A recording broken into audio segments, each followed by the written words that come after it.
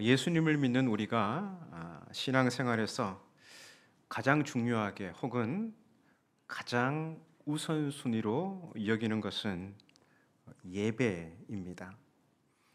우리 중에 신앙생활을 시작하면서 예배를 따로 레슨 받은 분이 계신지 모르겠습니다.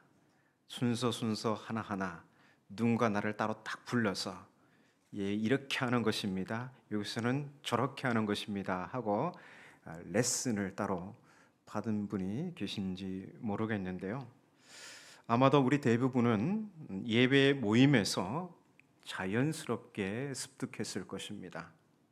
누구든 처음 예배당에 들어왔을 때는 분위기부터 시작해서 예배 순서, 내용 등 모든 것이 낯설었을 것입니다. 그러다가 시간이 지나면서 익숙해지고 또 그러면서 오늘에 이르게 된 것입니다. 우리가 간혹 이런 일을 경험할 때가 있습니다. 그동안 당연하다고 여긴 것이 이게 아니었어? 이게 전부가 아니야? 라는 상황 말입니다. 기독교 예배도 그 중에 하나입니다. 우리 대부분은 주일 낮 11시 이곳에 모여 예배로 부름에서 시작해서 축도로 마치는 이 1시간의 의식이 예배라고 생각할 것입니다. 그런데 그렇게 오랜 시간 이것이 예배다고 여겼는데 누군가 그게 전부는 아니야. 그건 지극히 일부야. 라고 말한다면 여러분 어떻게 반응하시겠습니까? 오늘 본문에서 바울이 그렇게 우리에게 말을 건네고 있습니다. 바울이 로마에 있는 성도들에게 이렇게 말을 합니다. 기독교 예배는 성도의 몸, 곧 거룩한 삶을 하나님께 드리는 것입니다.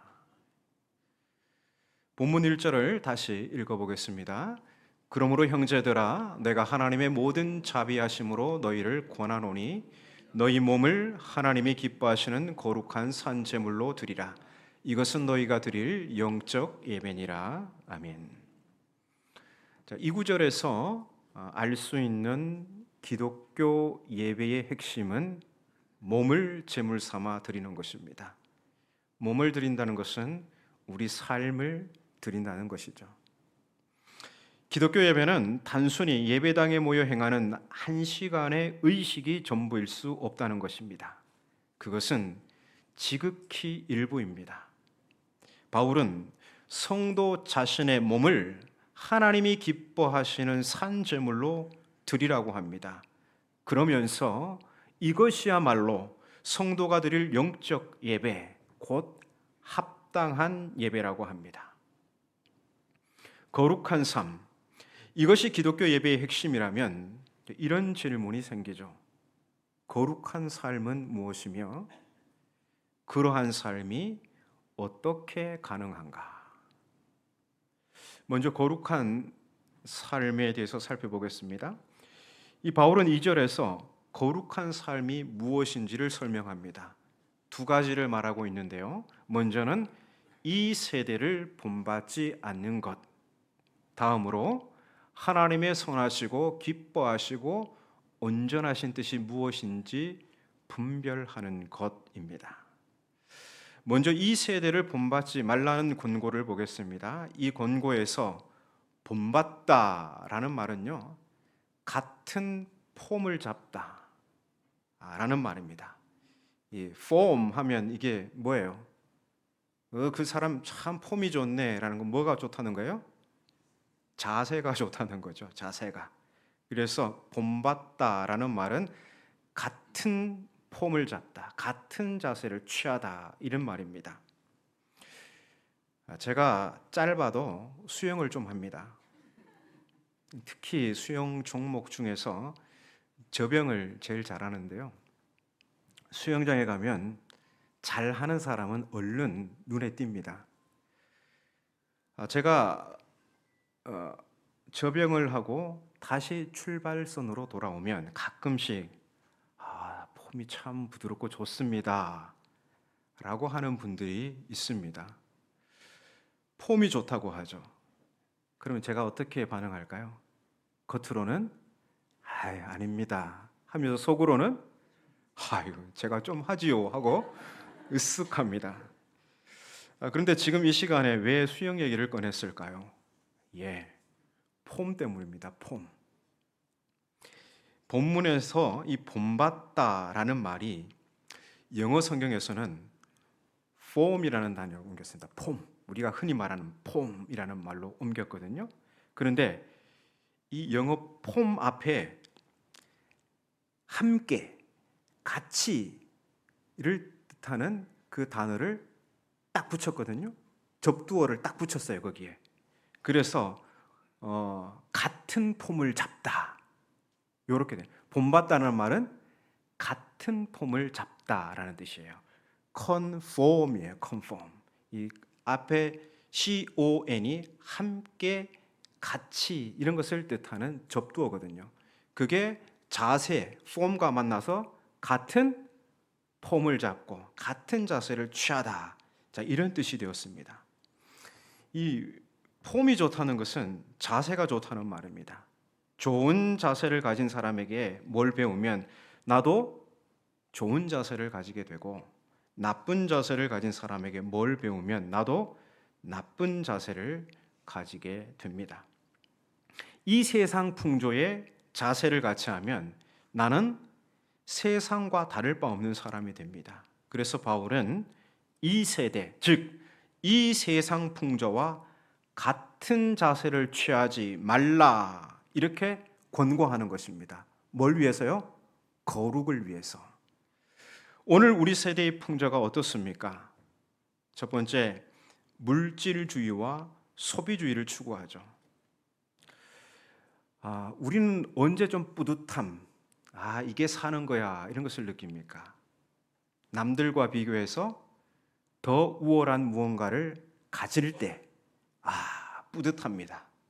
살맛 나죠. 그런데 남보다 더 우월한 것을 가지려면 더 많은 소비를 해야겠죠. 더 많은 소비를 해야 돼요. 더 많은 소비를 하려면 뭐가 필요하죠? 머니가 필요하죠. 돈이 필요합니다. 그래서 더 많이 소비하여 남과 차별되는 우월한 어떤 것을 소유할 때 우리는 더 가치 있는 인생이라고 생각합니다. 이러한 사회 풍조가 어떤 세상을 만드냐? 사람들을 끝없는 경쟁과 불안으로 몰아가는 것입니다.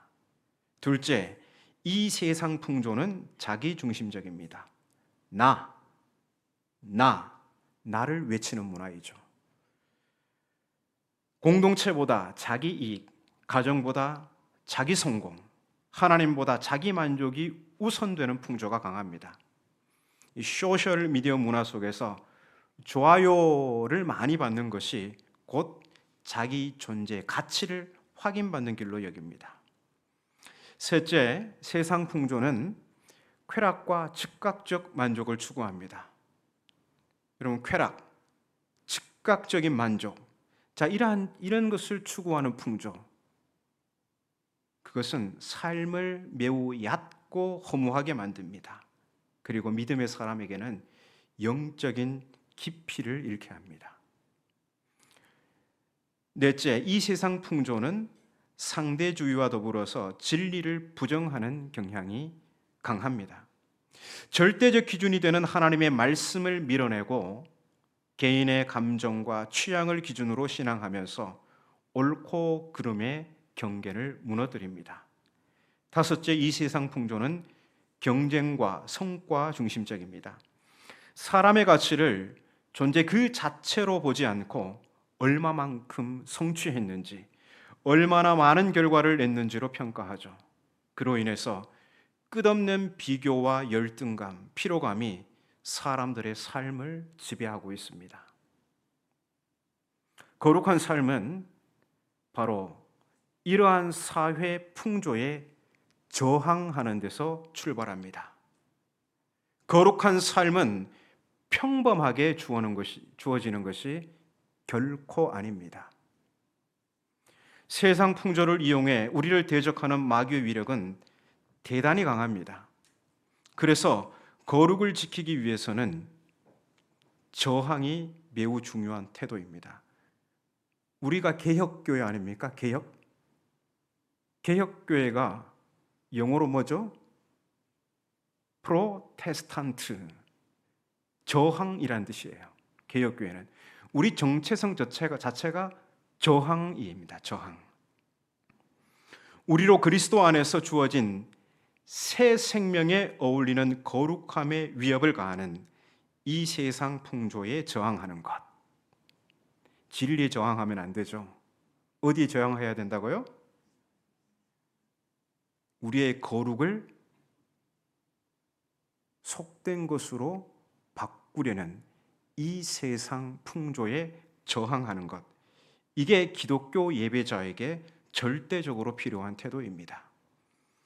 다음으로 거룩한 삶이란 하나님의 선하시고 기뻐하시고 온전하신 뜻이 무엇인지 분별하는 것입니다.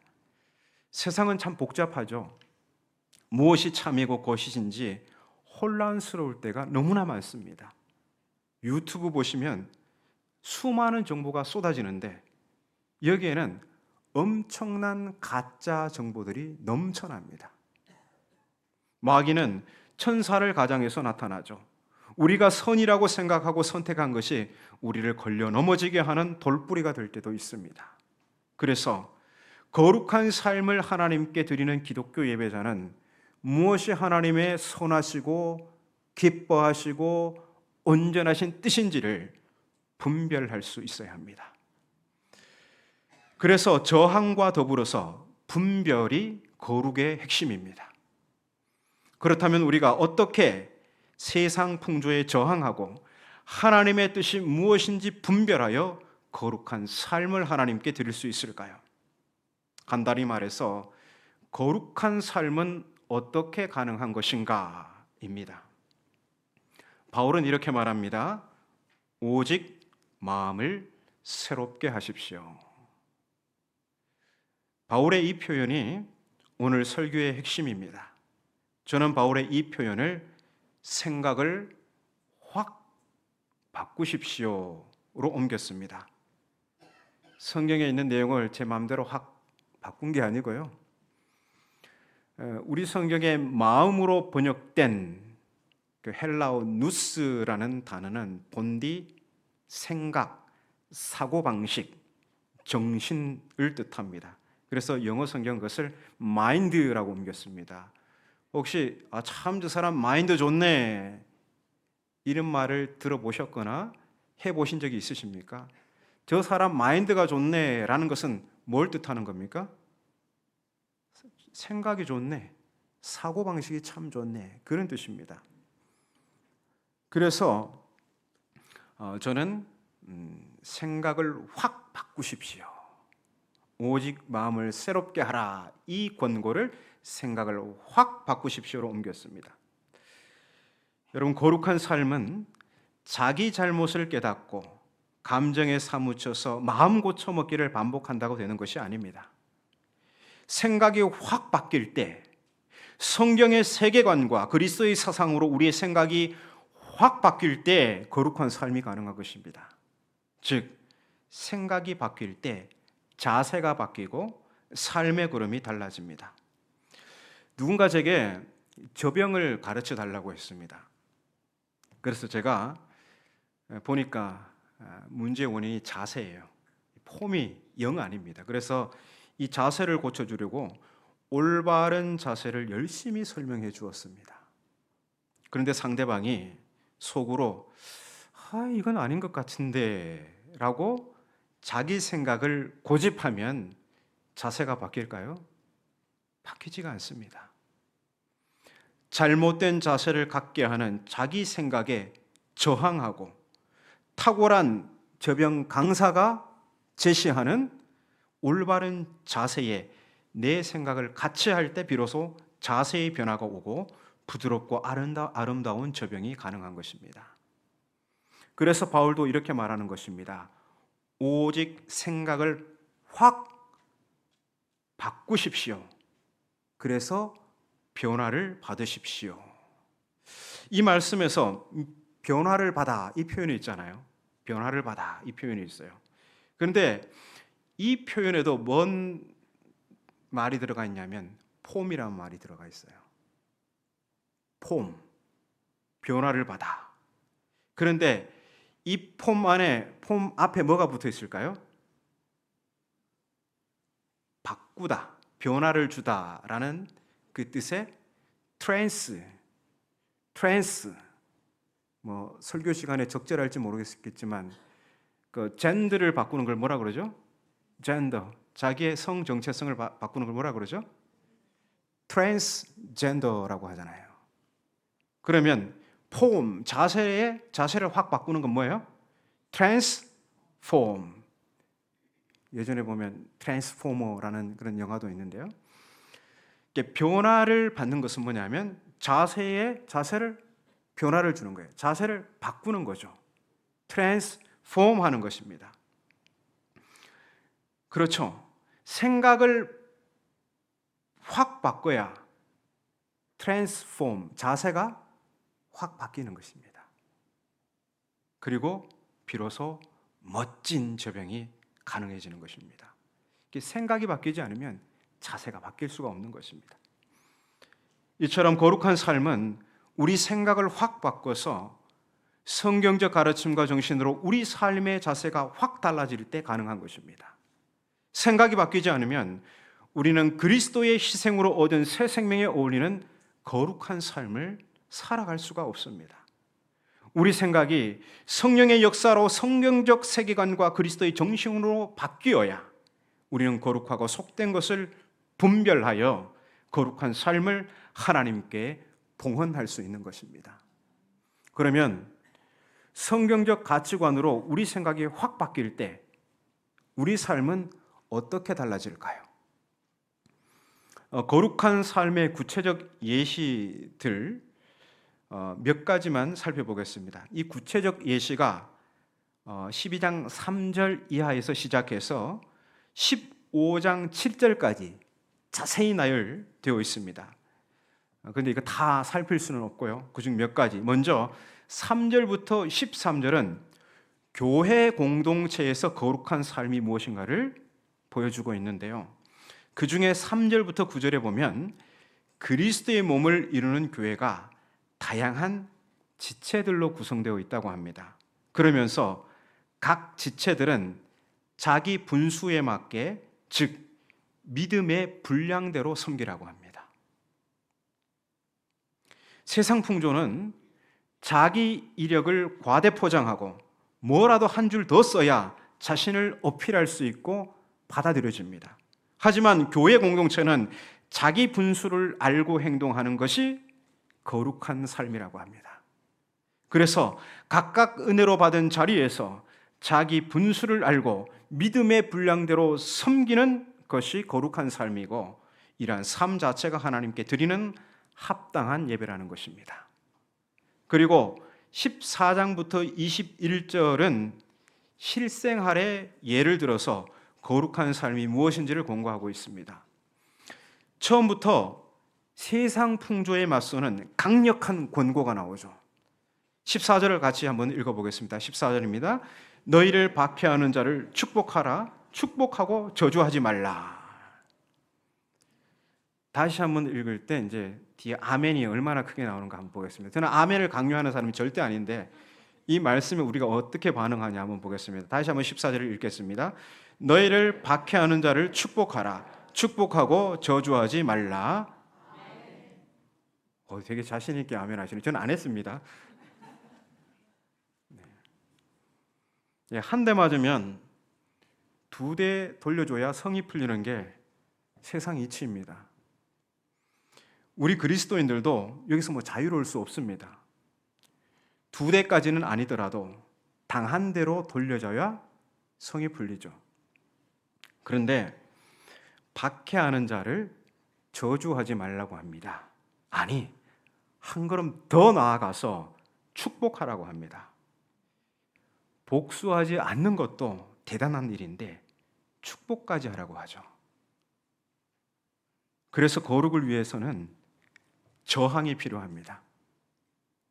타인에 대한 저항이 아니라 복수하지 않으면 분이 풀리지 않는 나 자신의 본능적 욕망에 대한 저항입니다. 그리고 한 걸음 더 나아가 박해하는 자를 축복하는 것입니다. 그럼 아멘 하셨는데 어떻게 이런 실천이 가능할까요?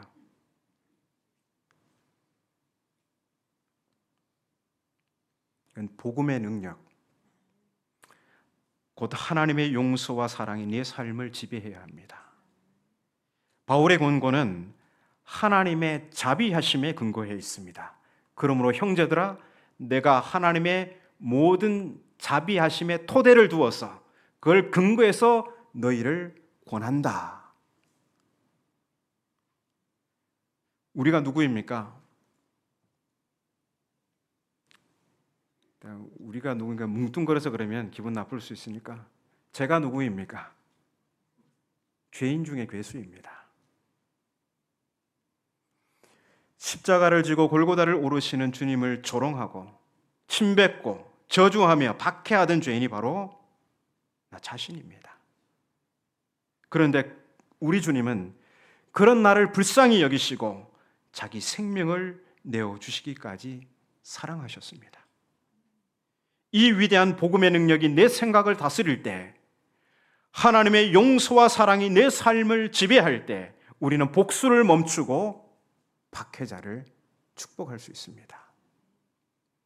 지난 주 중에 이 제 안에 있는 복수 본능을 자극하는 일이 있었습니다. 다행히 이 설교 준비하면서 멈출 수 있었고 화해할 수 있었습니다. 특별히 이 17절 말씀이 저를 살렸습니다. 아무에게도 악을 악으로 갚지 말고 모든 사람 앞에서 선한 일을 도모하라. 그리고 19절 이하에 보십시오. 원수를 어떻게 대하라고 하는가? 굉장히 파격적인 말씀입니다. 그렇습니다. 기독교 예배는 이렇게 쾌적한 공간에서 정해진 시간과 순서에 따라 행하는 한 시간의 의식으로 결코 규정될 수 없습니다. 욕망이 충돌하는 현실에서 세상의 보편적 시류에 저항하며 복수로 꽉 찬 우리의 생각이 용서와 사랑의 화신이신 하나님의 생각으로 확 바뀌어서 우리 삶이 박해자를 축복하고 악을 손으로 갚는 열매로 나타날 때 그것이 비로소 기독교 예배, 곧 합당한 예배라 할 수 있습니다. 교회를 오래 다닌다고 해서 우리 생각이 쉽사리 성경적 세계관으로 바뀌는 것은 아닙니다. 우리의 일주일은 성경보다 세상의 가치관에 압도적으로 긴 시간 노출되어 있습니다. 우리 교회학교 학생들, 오늘 주간 예배로 드리는 청년들 또한 세속의 가치관이 지배하는 환경에서 비교할 수 없는 압도적 일주일을 보냅니다. 이러한 불리한 상황에서 어떻게 우리 생각이 확 바뀌어서 합당한 예배자로 살아갈 수 있을까요? 나를 넘어서는 성경 읽기가 해답입니다. 나를 넘어서는. 그리스도인의 성경 읽기는 성경을 통해서 내 생각을 강화하는 것이 아니라 하나님의 생각으로 나를 새롭게 해야 한다는 것입니다. 그래서 우리의 성경 읽기는 나를 넘어서야 합니다. 그리스도인의 모든 성경 읽기의 목표는 하나님을 아는 것이고 그분이 이끄시는 삶의 자리로 나아가는 것입니다. 하나님을 아는 지식으로 우리의 생각이 확 바뀔 때 우리의 삶은 달라집니다. 하지만 많은 경우 성경에서 하나님이 어떤 분인지 깨닫는 것은 그리 만만치가 않습니다. 이를 위해 우리에게 당장 필요한 것은 시간입니다. 그러나 우리는 너무 바쁩니다. 잠시도 쉴 새 없이 움직여야 하죠. 그렇지 않으면 언제 뒤처질지 모르고 한번 뒤처지면 회복하기도 어렵습니다. 그러니 쉴 새 없이 달리고 또 달려야 합니다. 이것을 우리 젊은이들은 자기 개발이라 부르기도 하고 스펙을 갖춘다는 말을 하기도 하지만 핵심은 쉬지 않고 앞을 향해 달려야 합니다. 그러다 보니까 차분하게 성경을 읽으며 하나님이 어떤 분인지를 묻고 찾는 게 어렵습니다. 그런 점에서 이 세상을 지배하고 공중의 권세를 잡은 사탄의 최고 수단은 우리로 쉬지 않고 분주하게 만드는 것입니다. 그리고 현대 사회에서 사탄은 이 일을 성공적으로 수행했습니다. 우리 대부분은 바쁜 생활 사이에 짬을 내 성경을 읽으면서 마음의 평안을 회복하고 잠시 영적이고 은혜로운 분위기를 맛보고 누립니다. 그러나 이런 성경 읽기는 성경을 격언집이나 좋은 말 모음집 정도로 만들어버립니다. 나를 넘어서지 못합니다. 그렇기 때문에 사탄을 대적한다는 것은 머리에 뿔 달린 빨갛고 검은 귀신 같은 영적 존재를 향해 사탄아 물러가라 이렇게 외치는 게 아닙니다. 사탄을 대적하는 것은 끊임없이 우리를 분주하게 해서 시간에 쫓겨 성경을 내 삶의 위로와 회복을 주는 책으로만 읽게 만드는 세상을 향한 대적. 성경에서 하나님을 알기보단 내 삶의 지침을 발견하는 데 몰두하게 만드는 흐름을 향한 대적이라 할 수 있습니다.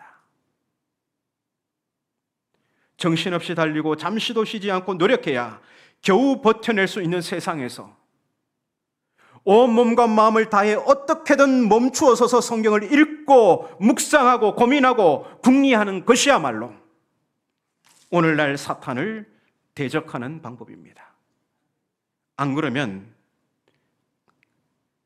그렇게 선택하지 않으면 경쟁에 승리한 이들의 화려한 자랑을 들으며 패배감과 열등감에 사로잡혀 자존감이 바닥에 떨어진 상태로 대세에 휩쓸리고 주류의 몸을 맡긴 채 살아갈 수밖에 없습니다. 그러니 이 분주한 시대에 성경을 읽고 묵상하며 나를 넘어서서 하나님의 생각으로 확 바뀌는 것은 그야말로 목숨을 건 싸움입니다. 성경 읽기는 그리스도인의 취미와 교양이 아닙니다. 현대 사회에서 성경 읽기는 목숨을 건 싸움입니다. 그러나 이것을 선택하는 것이 기독교 예배자의 모습입니다. 당장의 온전한 예배자가 될 수 없다고 하더라도 넘어지고 일어섬을 반복하면서 계속해서 하나님을 더 알아가며 그분이 이끄시는 삶의 자리로 나아가는 것, 이것이야말로 은혜를 입은 그리스도인의 합당한 예배입니다. 결코 녹록치 않은 현실을 살아가는 우리 청년들, 그리고 우리 성도님들께 바울의 심정으로 권고의 말씀을 드립니다. 오늘 주신 말씀에 응답하여 우리로 죽음에 이르게 하는 이 세상 풍조에 저항하고 나를 넘어서는 성경 읽기로 우리의 생각이 확 바뀌어서 우리 삶 전체가 하나님이 기뻐 받으시는 거룩한 산제물, 합당한 예배가 되기를 주님의 이름으로 축복합니다.